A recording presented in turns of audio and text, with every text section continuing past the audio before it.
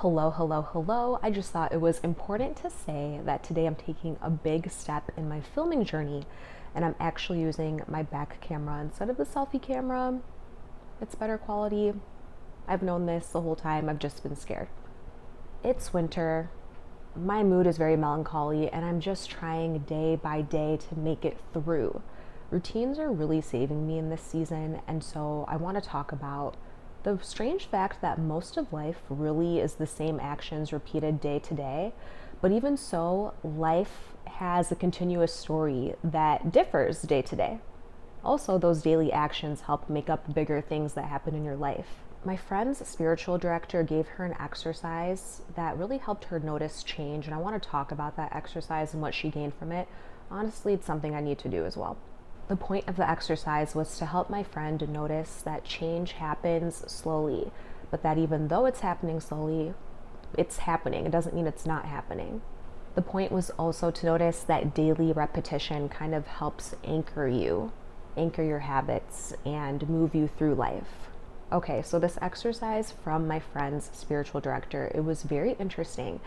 And I was thinking about it earlier this week because honestly, I'm supposed to sit down and film on Tuesdays, but this past Tuesday, I was just feeling like so down and so a bit depressed, if you will. I was just feeling very like sleepy and lethargic, and I went to try to film the video and it didn't happen, folks. But here we are today, filming it, not giving up. The assignment from the spiritual director was very, very simple. My friend had a tree outside the window of her apartment, and so her spiritual director told her to look outside the tree at the same time every single day for a year.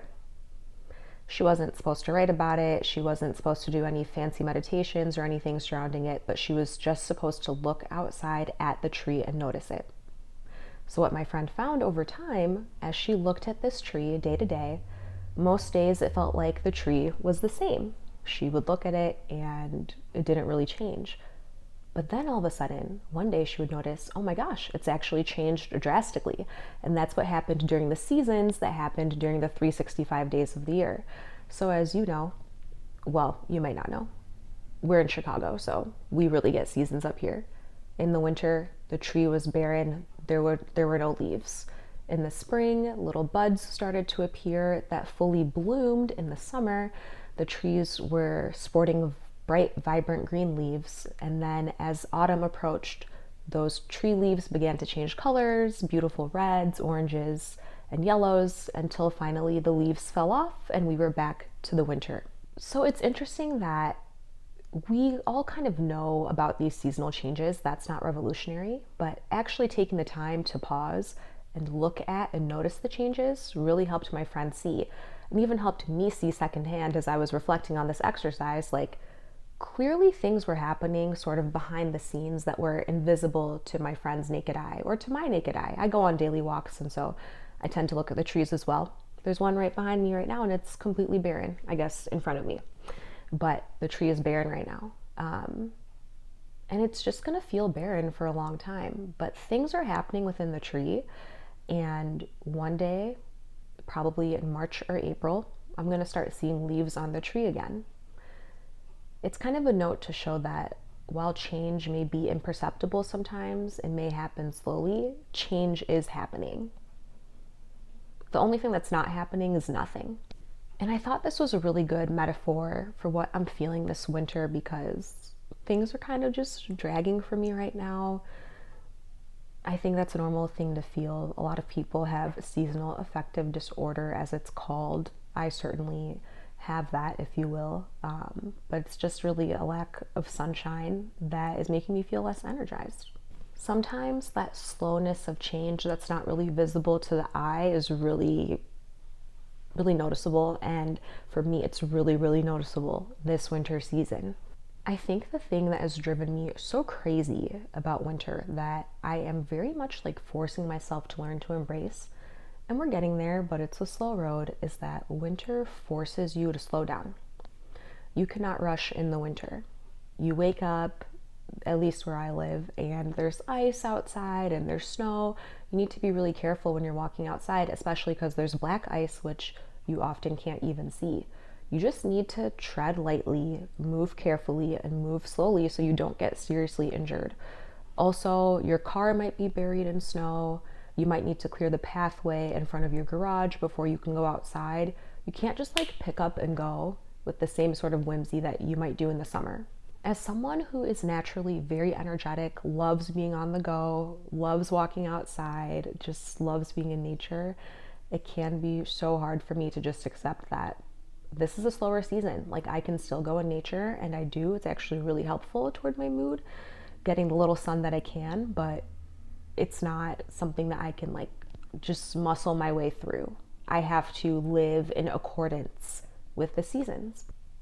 I'm a Midwestern girl, and at some point I just had to accept, like, hey, you have chosen to spend your adult years in the Midwest, and you need to then embrace it. Like, why live here and complain every single day that it's winter when I know that it's winter? I can expect that it's winter. I knew it was coming.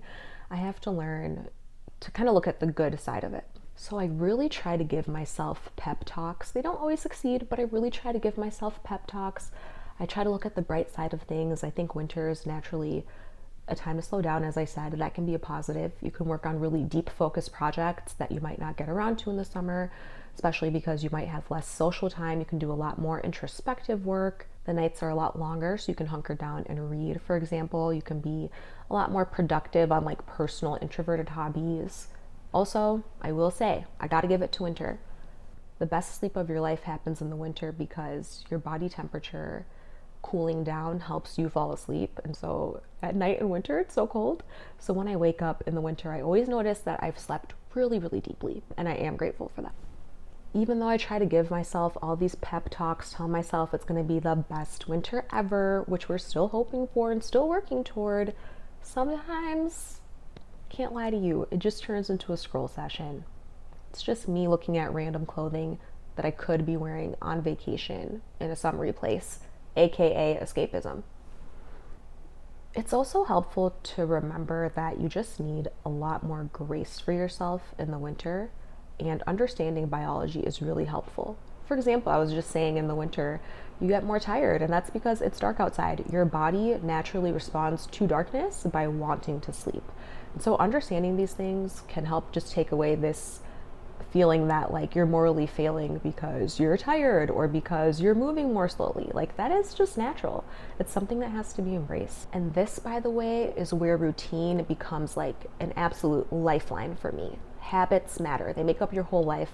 And especially in the winter when it can be so hard emotionally to think of the next day. Like, I'm sorry, if I think 3 months ahead right now, it's December, I'm like, God help me. So routines and habits are just really a lifeline here. Something interesting about life is that it is built from repeated actions and repeated happenings around us. So for example, the sun rises and the sun sets every single day, and you have no control over it. You have no say. You just see it happen, and you can pretty much trust that tomorrow the sun is going to rise, whether you try to make it rise or not. These rhythms are out of your control, and so it's important to adjust what is in your control to these rhythms so that you can live a harmonious life and flourish. For me, the daily tasks that sustain me are really, really basic, especially in the winter. I wake up, I take a prayer time, I do my morning pages. Doing those two actions help me kind of like wake up because they're active, but they're not really like hustily active.